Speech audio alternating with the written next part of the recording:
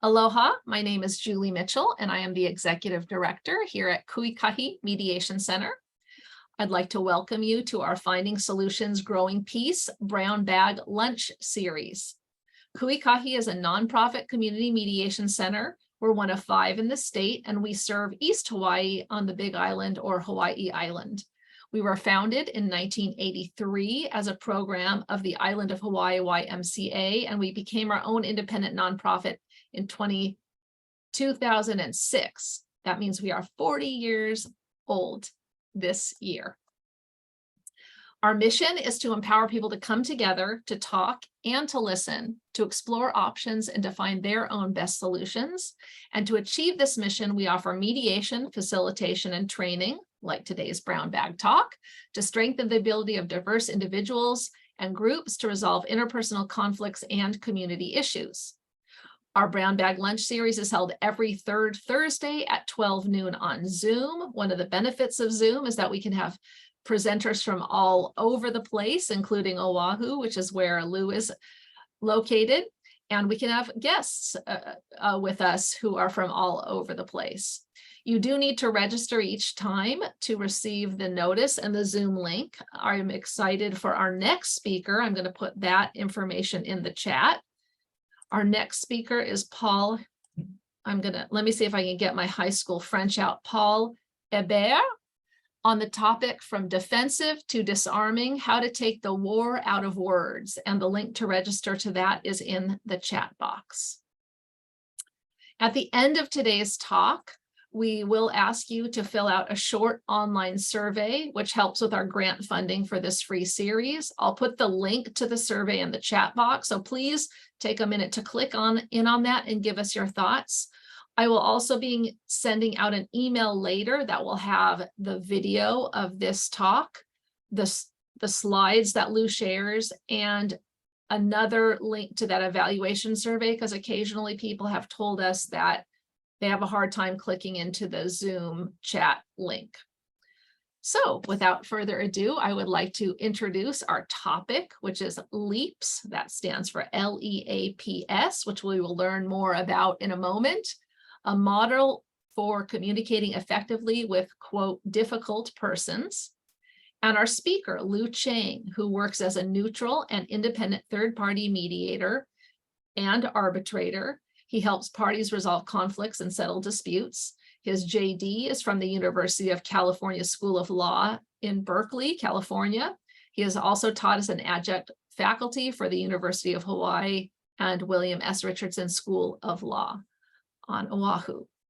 Lou is on various panels, including Dispute Prevention and Resolution, Inc., or DPR, American Arbitration Association, and the Federal Mediation and Conciliation Services. Please help me give a warm Zoom round of applause or welcome for Lou. Thank you, everyone. Thank you for your participation in this. And thank you, Julie, for sponsoring it and giving me the opportunity to share this tool with friends and colleagues. I want to note and apologize to Professor Barkey and Ken Goldblatt. You've heard this before, so I hope I don't bore you. And I won't be offended if you decide that you have indeed heard this before and got other things that you can do. But this model was the result of a search that was made with a psychologist friend and colleague, Craig Robinson, a number of years ago. And we were trying to figure out, what can we as mediators do when we're working with people who are angry or hurt or defensive or in denial. And we came upon this LEAPS model, and I really like it. So I'm happy to have the occasion to talk about it and share it with you and see what you think. What I thought we would do is for fun, take a look at a very short video on YouTube. Many of you may have seen this before. It's kind of popular, but I like it a lot. Julie, can you pull that up for us?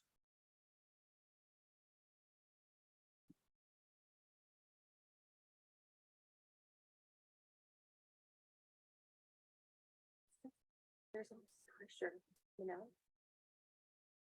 Feels like it's right up on me. And I can just feel it, like literally feel it in my head, and it's relentless. And I don't know if it's gonna stop. I mean, that's the thing that scares me the most, is that I don't know if it's ever gonna stop.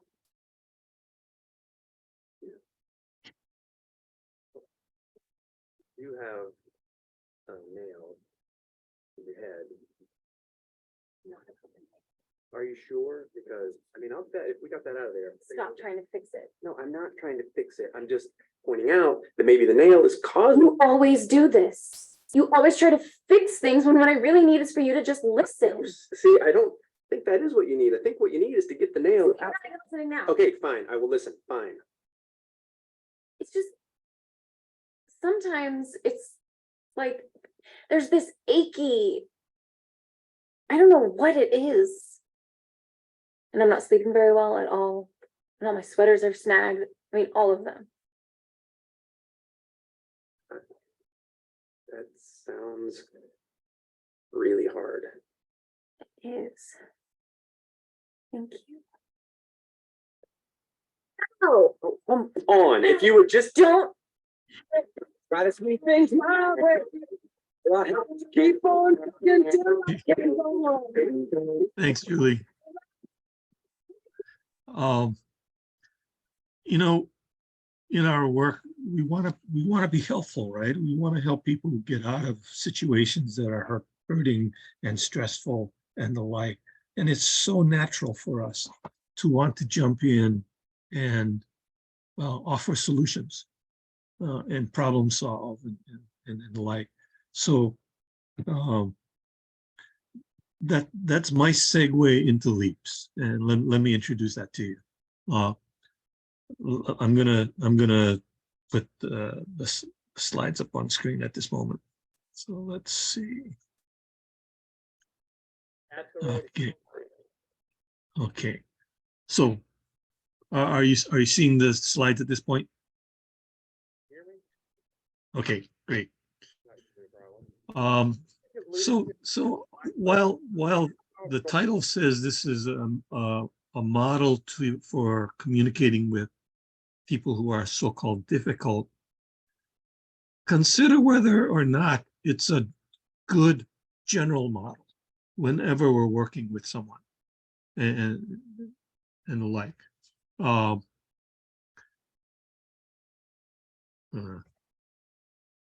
See which button. I'm not seeing it shift. No, it hasn't shifted. Lou, are you pressing the space bar or the arrow bar? No, it's not responding to that. Do you need me to share your slides for you? Yeah, if you don't mind, Julie. I don't know why it's not responding. Okay, hold on one second. I'll stop share. Stop share and then I'll call it up. Hold on a second. I just got to get it open. Yeah.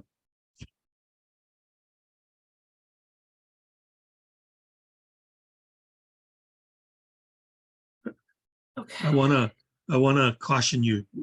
If you like this model and you decide to use it in situations, I want to caution you that you need to be comfortable with it so it flows and whatnot. I tried it when I first saw the model. I tried it on my wife, and you know, the LEAPS model is you're supposed to listen, you're supposed to make an empathic connection, and you're supposed to get information by asking questions before you go into problem solving. Okay, that's the LEAP portion of the model. And so when I was practicing this model on my wife, I was making statements probably about the empathic connection thing. You know, oh, that must be so hard. you feel really worried about. And she looked at me and says, "What are you doing?" You know, because she knew that it was not normal. And so she recognized that I was doing something out of the ordinary with her. So it needs to flow. You need to be comfortable with it. So have fun with it in your practice and stuff, and see if you can avoid getting the kind of reaction I got from my wife. Okay, Julie, let's jump into the next slide. So some early observations about the nature of conflict. When people are in conflict, all conflict's emotional. When emotions are high, logic is low. People feel, worried. They're isolated. They feel abandoned. They're not recognized, not given credit. Sometimes they're in this fight, flight, freeze mode where it's highly defensive and they're very cautious and stuff. So there is a need to be calm, to be patient, as we try to show that we want to understand, we can be compassionate. And of course, being non-judgmental takes effort too. I mean, it's not easy. We are very judgmental. We all have our biases and our beliefs and stuff. And it's hard sometimes to demonstrate persuasively that we are not being judgmental about a person's view and feelings. And the importance to listen, to understand, acknowledge, and show compassion. So just general observations about the nature of parties when they are conflicted, emotional, hurt, worried, etc. Okay, next slide, Julie. Some other observations about parties when they're conflicted. There's a defensiveness.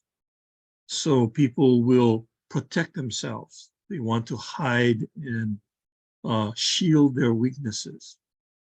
And so that means that people sometimes then become deceptive, right? They don't want to be completely open and upfront because they're again worried and concerned about protecting themselves.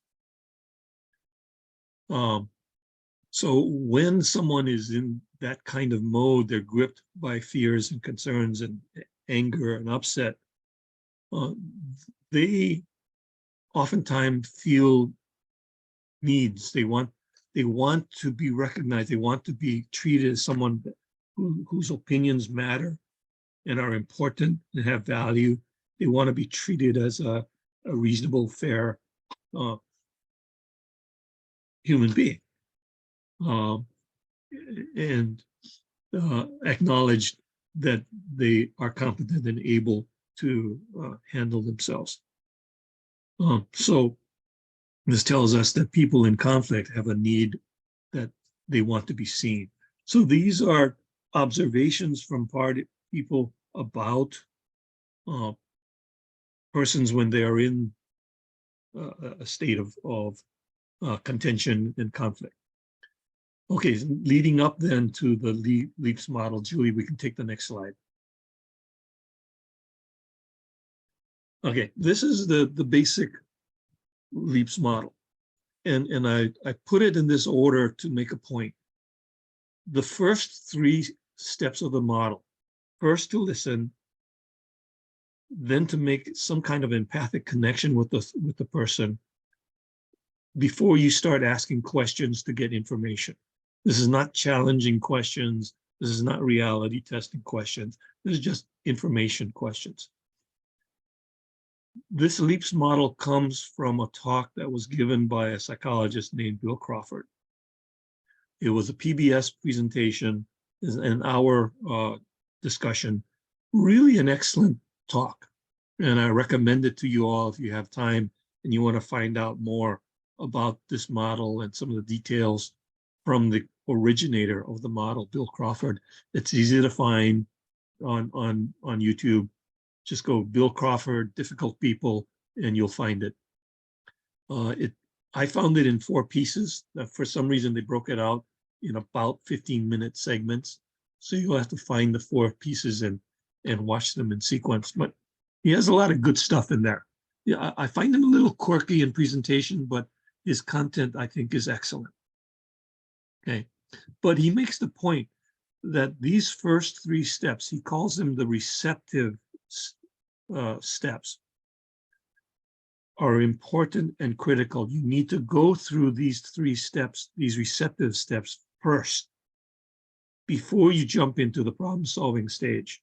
Like the nail in the head video, you know, you see the nail, you want to address the nail, you want to help the person, but in the LEAPS model, you don't do that until you've done the L, the E, and the A. Okay.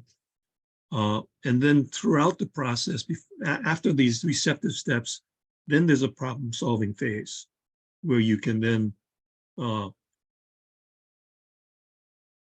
use facilitative strategies, interest-based strategies, whatever, to help the person problem solve. And throughout this, it's important that you speak respectfully. And I'll have a little more on that coming up in a later slide. So this is the fundamental model. So let's talk about each of the individual steps. Okay, next slide, please. Oh, Crawford created this LEAPS model in response to what he identifies as what a so-called difficult person is feeling or needing. And the first one, he says, people feel they have something to say, and they're afraid that no one's listening to them. And so Crawford says the first thing you do then is you listen. And he says it's important to listen for the key to their cooperation. You're listening to understand, but you are listening to gain insight as to what is important to that person. And he characterizes that as the key to their cooperation. And he talks about the active listening and the like. So how it's helpful to paraphrase back to make sure you've heard the concern that the person is expressing and the like. The second fear he identified is that people fear that they're not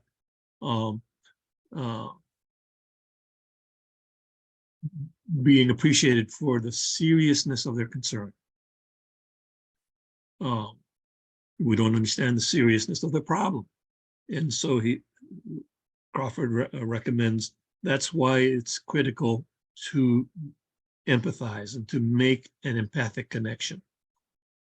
We know in mediations, I know all of you are not necessarily mediators, but I'm sorry, that's the field I come from. So I think from that perspective. But we find how critical it is to be able to have an empathic connection with a person. You want the person to feel that you are not an opponent, an adversary. You're not opposing them or resisting them. You understand the seriousness of the concern, the tensions that they may be feeling, and the like, so that you become more of an ally rather than an opponent. The third fear Crawford identified was that people often feel that you don't believe in the value of their input. And so part of the asking questions, aside for information, is you also want to ask parties for their ideas and their suggestions, their views, their thoughts as to possible resolutions and needs. Again, you're showing an interest then in what is important to them, what responds to the keys to their cooperation. The fourth concern Crawford identified was that parties may be afraid that it's a fix some situation. The more they give up, the less they get, and the like. So the problem solving is a way to address that. You can classically use facilitative negotiation to talk about ideas, options, and blending them to meet various needs and the like. And the fifth concern is people are afraid that you're going to blame them or they'll be criticized for their concerns, their actions, or whatever. And so Crawford added a fifth element to the LEAP model, the speak respectfully model, that you want to be careful how you phrase your comments and your statements so that it won't be received by the listener as a criticism. You don't want to be putting the person on the defensive. Okay, now I think we can go to the next one. And by the way, I didn't mention it, but if anyone has any questions or comments at any time, I welcome them. So, raise your hand or use the hand raise image that they have in Zoom. Let us know that you want to raise a point. We can address that. So on the listening, we've communications skills, classic considerations. We listen not only with our ears, we listen with our heart, and we observe. We can model communications, right, by how we respond to, listen to, and communicate with parties can be a model to the parties as to how they might want to similarly communicate. I mentioned this Burning Man 30-minute mediation thing that I came upon from a mediator from Berkeley, well-known guy, very, very knowledgeable person. But you all have heard about what is that event in the Nevada desert, Burning Man, the Burning Man Festival, and it's apparently pretty wild event, and they've got a culture there where it's not money based, and participants are there to share, and you are to bring something that you can share. You're not going to be able to buy anything. You have to have something to share. So this mediator was thinking, well, what could he share? And he shared his mini mediation model, his 30-minute mediation. He offered free 30-minute mediations at Burning Man one year. And what he did is he had literally an egg timer. And with parties, let's assume the parties are having a relationship issue, and the two partners are involved. And so he will have each person have 5 minutes with the timer to say anything and everything that was important, anything that was in their heart that they felt needed to be said. And he would model and demonstrate listening. And he would ask the people to be as open-heartedly as they can in terms of their comments, but also in terms of the listening, to understand what was going on. He would not ask questions while the person was talking because he did not want to impact or affect or alter the person's heartfelt comments. And then after listening, he would summarize active listening, reflective listening, to confirm what he was hearing, what was important, and the like, and ask, do I have it right? And he would do that with each party. And so to me, that was an excellent example of this intensive personal engaged listening that is at the heart of the LEAPS model. So I pass that on to you for your consideration. Okay, Julie, next slide, please. The E part of the LEAPS model is, for me, the most difficult to be comfortable and natural with. And that takes, I think, more practice, at least for me it did. But we know we want to show that we do understand, we heard, and from what we heard, we understand the concern, the fear, the discomfort that is being expressed.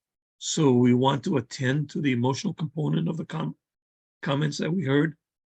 And we want to have a positive, safe environment for the continuing discussions. And so we want to reflect feeling, we want to acknowledge the person's concerns, the pain, the fear. I have the word validation in here, and I was sharing this model with another colleague, another psychologist in another training program, and she said that's not really quite what you want to do. It's not to validate what the person is saying. Rather, it is to reflect that you understand their viewpoint, their concern, and the impact on them. So parties in conflict oftentimes want affirmation. They want support. They want to convince you they're right. They need your help, and they want your agreement. And that is not what we're talking about here in terms of empathic connection. We're not agreeing with the person necessarily. We want to be affirming or confirming that we understand the seriousness, the importance, the depth of the concern. Okay. Back. So some examples. It must be so painful to be having to deal with this, as an example. The classical one is, let me make sure I heard it right. You're feeling hurt, suspicious, wary, worried because, is that right? You're asking for confirmation as to what you are hearing and sensing is correct and accurate. Help me understand better. Can you tell me more about this? I understand you're really upset. You're really angry at what was done. Can we talk about what might be done to help? So some examples, and there are tons of it. And again, you need to just use words and approaches that you're comfortable with, that are natural for you, so you don't get caught like I got caught with my wife. Okay, next slide, please.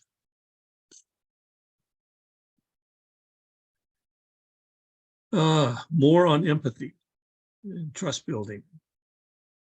All right, we want to understand that we want to have the person feel that we indeed do understand how they're feeling. But again, just examples of things that can be said. Again, we want it to be non-judgmental, to be hopefully authentic and honest in our responses, and confident and calm. This might be a point, I don't know if people would have an observation or an example. I feel the LEAPS model, this is the hardest for me. And I'm always open to hearing, what you do when you're working with someone in pain, to connect with them. So if you have something you'd like to share, I welcome it. Until that, we can go on with the rest of the model. Julie? Okay, the A part, the asking questions to understand. Tell me more, help me understand. What are your highest hopes and wishes? Again, trying to move things forward to possibilities. Asking for their ideas, giving them an opportunity to contribute to the problem solving part of the process that's coming up. So that hopefully they will appreciate that they are fully engaged in the process and being completely heard. All right, next slide, please. Okay, some central recommendations. I mentioned the first one already. The receptive steps, the LEA, should be done before you jump into problem solving. It's the fundamental point coming out of that Nails in the Head video. Even if you have the perfect solution, you got to resist jumping in. It's just the timing is not right. You know, there's a ripeness to the situation, and you need to use your judgment in timing it. And you want to limit resistance, so you don't want to be jumping into problem solving right away, because you need to first build that trust, and you make that connection. So, okay, next slide, please. Okay, the speak respectfully, what I wanted to share with you. Crawford calls it the you stupid idiot rule. And by that, he is saying, when you make a statement, be careful how you phrase it. Don't phrase any statement or observation in a way where the listener can add, you stupid idiot, at the end of it. So some classic examples. Did you read the manual? Have you tried? Why didn't you? And stuff are all examples of statements where you don't say it, but the listener hears it as a criticism. So for me, it's easier to remember the speak respectfully thing as the stupid idiot rule. And stuff. So I think we are probably near the end. Is there anything more? Okay, that's it. So that's the model. And although it was given in a talk about working with so-called difficult people, again, the general question, does this model work for regular people anytime? And is it a comfortable one that will not only work with someone in pain and someone who's upset, but also someone who's a friend, colleague, partner? Because like me and my wife, I mean, we know each other so well. We just celebrated 55 years anniversary last night. So we know each other so well, we make all these assumptions, right? And so we don't give each other the courtesy of really listening and showing some empathy when it's appropriate. And so we make all these shortcuts with some of the most important people in our lives. So enough said. We have time for questions and answers. We have time to address vignettes that are situations that perhaps you might have had that you want to talk about. So can we open up the forum to address any questions, any clarifications that you want? Susan is that a hand raised or? Yes, thank you. I found a couple of things. Some of these are very difficult for me because I'm an attorney. And when we're sitting in court and we've already talked and I've listened for hours prior to that, and then we get there and we've got a very short break, we need an answer. We've got 3 alternatives, and I have a client that wants me to listen to it all again. And I often feel like saying, just please listen to me. You hired me to give you advice. I'm giving you advice. I'm not telling you what to do. I'm telling you the best. But I find sometimes when a time constraints like I work under, it's very difficult to go through those. I get the value of it in a mediation. It's phenomenal. And I tell my clients in mediation, first of all, never back somebody into a corner. Never draw a line in the sand, and always give somebody an honorable exit. So even if you're going to win, let them feel like they won something. You'll get a whole lot further, with it, and doing a lot of family law type of in mediation and at Kuakini. But I find my clients, generally speaking, don't spend a whole lot of time with that.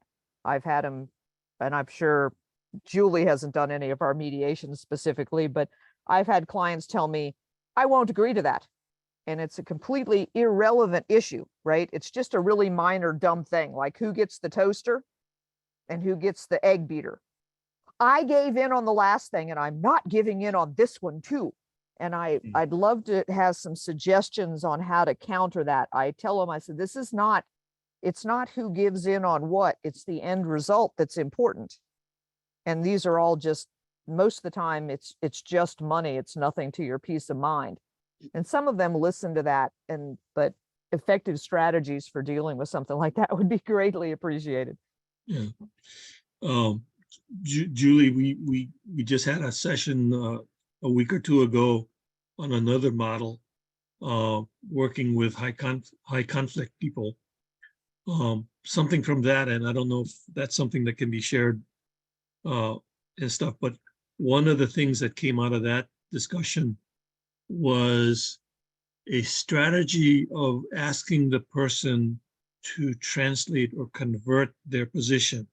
I don't want that, that's not right, or I disagree, to some kind of proposal.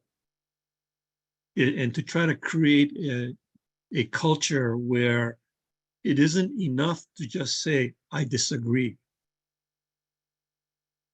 You need to come up with a proposal that is responsive to your concern. And so can you tell us, what does that mean then? What would you propose? And with any proposal, the recommendation is to say that the appropriate responses is to either, upon consideration, say, I agree, or I will think about it, or third, no, I cannot agree. But in the case where it's no, I cannot agree, you need to come back with a proposal. What would work then?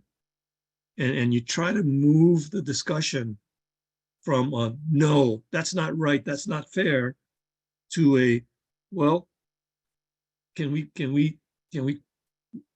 change that to some kind of a proposal that we can look at, consider, and the like. And you're moving the discussion forward, and you're moving it toward an option. And then you have a process to address that option. Yes, I'll think about it, or no, but how about this instead? So I've been playing with that. I've been trying to use that, and I've had a couple of cases recently where, I was working with my way or the highway type people, and I think it works. I think it works. And the interesting premise from that particular psychologist who came up with that model was that he says it works not only for high conflict people, it works for regular people.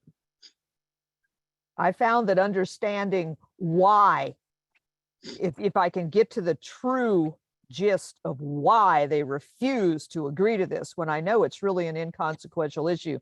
If you can find out that, then you can lump 3 or 4 things together and say, well, how about we give this and they give that? And then, Yeah. you know, nobody's won or lost. We've kind of, that's been helpful in some, but I think we're in a culture now where everybody seems to think it's my way or the highway a lot of times. Mm. You know, I see a lot in the social and in the news. It's like you're either this or you're that. And nobody is this or that. Everybody's somewhere on the spectrum between this and that.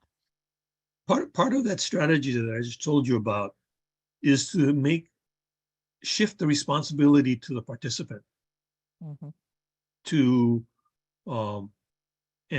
answer. You don't ask the why question. Mhm. You let the person then respond. If it's not acceptable, make a proposal that we can consider, and you make them do the work. Mhm. It's again, it's a communication strategy that I think has some merit as well. I see a hand raised by, is it Desiree? Is that right? Desiree Louis?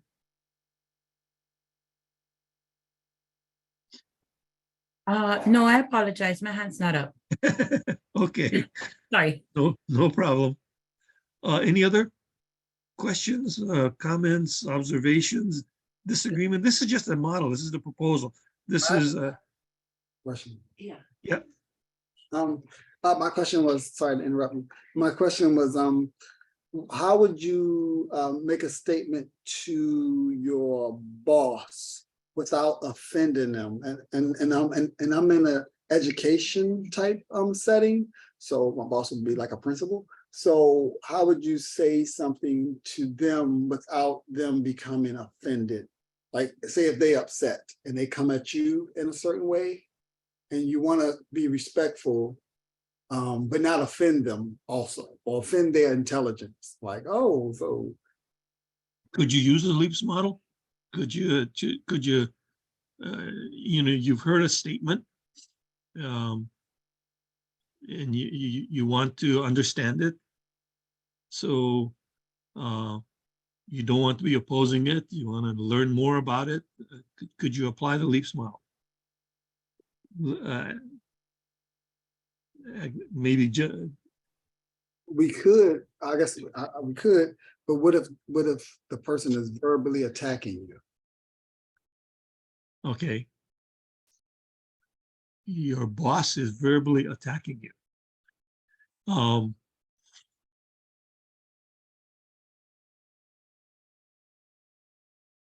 Could you ask for the specifics and why the concern, why the heat? You know, you want to be responsive, and the like. You want to be open. So you give that person then more of an opportunity to explain, elaborate on it. And when they do, then you can try to make that empathic connection that you understand the seriousness of their concern. And you may need to find out more about it. So I think that's an appropriate instance to try to use the LEAPS model. You want to reduce the tension, the heat, right? You want to try to see if it can be changed into a productive discussion rather than an angry boss to subordinate order.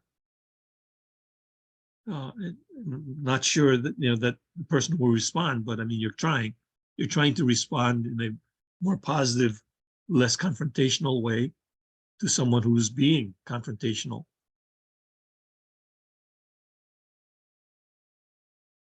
I don't know. Anybody got other suggestions? Thank you. Responding to an angry boss, upset boss? In my experience, it worked to remind the boss that we should be respectful to each other and that perhaps we should take a break and come back to this later when emotions can be put aside. Mm-hmm. Sure. Lou, it's funny. I Oh. have an experience. It depends on the personality of the boss. If the boss has the personality that my way is highway, there's Yeah. no way. Even I have similar experience, try to use all this. It took even 3 months for all the meeting, and he's still on the same topic. So I just said, okay, let it go. Barney, I think you've heard this before too, because we've been together in training sessions before. But the model that we were talking about with high conflict people, the highway, my way of the highway type people, is called EARS. It's quite similar to the LEAPS model.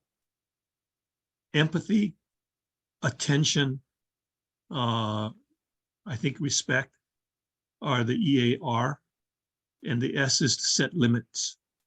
So you're doing the same kinds of things. You're listening. You want to try to be empathic and make that connection that you understand the seriousness. You want to be respectful of the person. But the interesting part of that model is the S, and that's to set limits.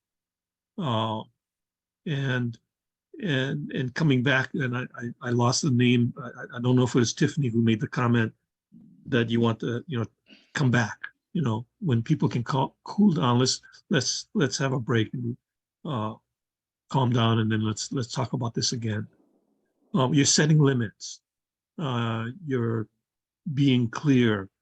We cannot have a productive discussion if you are yelling at me, if you're swearing at me, if you're belittling me. And I want us to have a better working relationship, but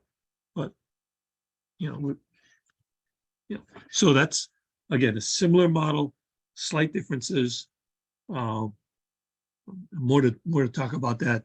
Again, you can ask Julie if she can share that that discussion with you, or we can have another time and we can talk about that. Lou, can I ask a question? Of course. Thanks, Lou. This is Raju here.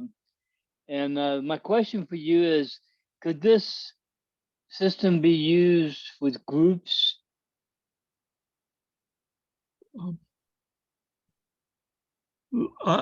Why not? I mean, let's say it's a contentious group. It's a monarchia group or something. Emotions are high, anger is high, positions are wide apart. Why can't you use the model there? Can we listen to each other? I want to understand.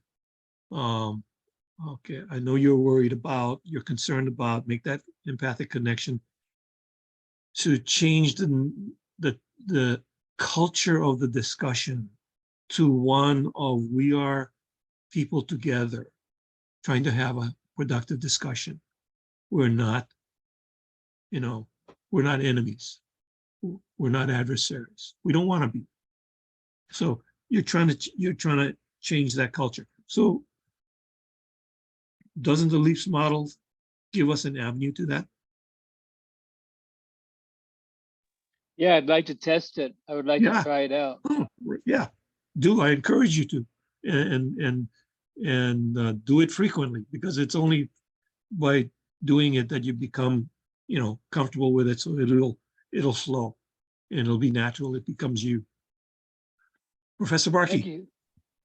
Hi, Lou. Thank you for your presentation. I've heard part of it before. I like it. And it, of course, as you're asking the question, I think all of these models that we work with are relatively in the same area that we're talking about. It's often about listening, active listening, and then asking some questions. Going back to the, what do you say to your boss? One of the things I've always liked is a Dan O'Connor line, which is, it starts with, that's interesting. And then you add something else. That's interesting. And probably for that one, it would be, why would you say that? And then, because they're coming from a spot, you got to be careful about what you do with your boss. You can't get too much into control very quickly. So it is, to me, the classic getting to yes, getting past no type stuff. Part of it is the idea of go to the balcony, buy yourself some time, figure out what's going on. And if it's your boss in a group, you want to look good in front of the other members of the team. So you're not only protecting yourself, but you're protecting your image. And that simple phrase, that's interesting. You know, why would you say that? I think does those kinds of things. So I think you're right on with this, and I think many people are right on. So whatever model kind of works for us to remember those pieces is just classic. That's interesting. I like that. But the why part of it, is there another way that could be another way, another kind of a statement that might be less confrontational? Because the why question is one of those questions that can be you stupid idiot rule violation. So I think it's a rephrasing of that. That's interesting. You're not disagreeing, you know, but then you want to open it up. Can you tell me more, or maybe convert it also to an empathic thing about you feel really strongly about this, you know, is an empathic connection type of statement, but then you also then want to get more information. Help me understand. Tell me more about concern. That's interesting. What is it that makes you feel that way? Instead of what makes you say that? That's interesting. What is it that makes you feel that way? Might be. Okay, good. Lou, can you tell me what the S is for ears? Because the link set we limits. got did Set limits. limit. Okay, it wasn't added on the link that just was sent to us. Set limits. Yeah. Lahi, you have a question, comment? Hi. Yeah, thank you for, okay. So I'm not a mediator, and I was interested in this topic because I have a neighbor who just had a second leg amputated, and he's in the hospital, and he's just angry and bitter. And, you know, I've called him in the hospital and he won't even talk to me. So the L, I can't even get to the L. So I'm just wondering if you have any suggestions on, I mean, I think he's just in so much fear and pain and loss. And so how can I empathize with him without even able to talk to him? Yeah. How about an old-fashioned card? You know, he won't talk to you, but you know, let him know. Right. Let him know you're there and you're available and you're concerned, and you might be able to express some of that in the card message, or the flower, or the chocolate, or the, you know, whatever. But something to let him know that you're there, you're concerned, you're interested. Okay. Yeah, that's a great idea, just to break just a ice. Yeah. Yeah. Okay, thank you. Other situations come to mind. The you stupid idiot rule is a little hard to master too, you know. That also will take practice, because it's very comfortable for us to say, why didn't you do that, or and stuff. So again, you just need to be aware and sensitive, and use words and approaches that you're comfortable with, that make, you know, that feel good, okay with you. Okay. Other questions, comments? Thank you. I appreciate the observations that that was a tough one about the boss, but I appreciated the discussion on that one. Lou, I see a comment in the chat from Anna Leah. She's a mediator over with Kauai Economic Opportunity Mediation Program. I taught an elementary, I guess, class, a form of mediation to teen court offenders in a restorative justice program. I used to say, the madder you get, the dumber you get, and explain the logical cerebrum compared to the emotional amygdala. They got it. That it just made me think of your, you know, when any of us are approached with an angry person, whether it's a boss or whatever, it's hard not to immediately feel defensive. And to utilize the skills that you're suggesting, what are some of the things that you do to give yourself the moment that you need to be able to utilize the LEAPS method? Fundamentally, it's not my problem. I mean, I'm there to help if I can, but it ain't my problem. So I think that helps. That approach and that attitude, I think helps, because we're resisting. We want to be helpful. We want to be supportive, and we accept other people's pains and problems more than we perhaps should, and we get attached to them and whatnot. And it's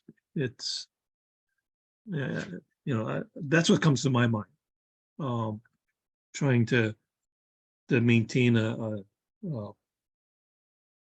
personal distance from it. Maybe that's not good, but I think that's what I do.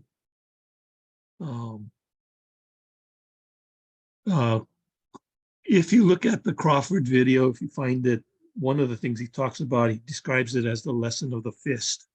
And he has a simple exercise where he has people pair up, and one person is to make a fist and the other person is to try to get the person to open their fist. And as people struggle to do that and try to tickle each other and force the thumb to cause pain to open up the fist, he makes the observation that few people would just ask the person if they would open their hand. Instead, they would try physically to cause the change and to motivate the change. And he says that's again, it seems to be reflect an instinct or an impulse that we have. When we're faced with a problem, we fix it, we force it, we make it right. And by that, then we become forces of opposition, and we are resisting rather than being supportive and cooperative, collaborative. And so when he says don't oppose, don't disagree up front, it's the lesson of the fist. You do not want to be an adversary. You want to be an angel of conflict rather than an adversary. Well, thank you so much. I really appreciate you being with us here today, Lou. I sense we could talk to you for a whole nother brown bag. Maybe we'll have you back and do an ears, a brown bag a little bit later this year or next year. I have put the survey link in the chat if people don't mind to click into that and give us your feedback for today. We use it not only for our brown bag funding, we do share the responses with our speakers so they see how they did, and if they're going to give their talk again, what they might want to do differently, if anything. I want to thank all of you for being with us here today. And I will send an email out with the video, Lou's slides. I'm going to include the YouTube link for Bill Crawford's channel, which I found, Great. as well as a link to the ears from Bill Eddy in there. And please do join us next month, where we are going to talk more about these kinds of issues with Paul Herbert. I believe I'm saying that right, on from defensive to disarming, how to take the war out of words. So that is another opportunity for you to get some skills. Please join me in giving a warm mahalo to Lou for spending an hour of his day with us. And thank you all for spending your lunch hour with us as well. We really appreciate you being here. Have a great rest of your afternoon. Have fun with the model. Thank Good you, luck. Lou. Thank you. Take care, everybody.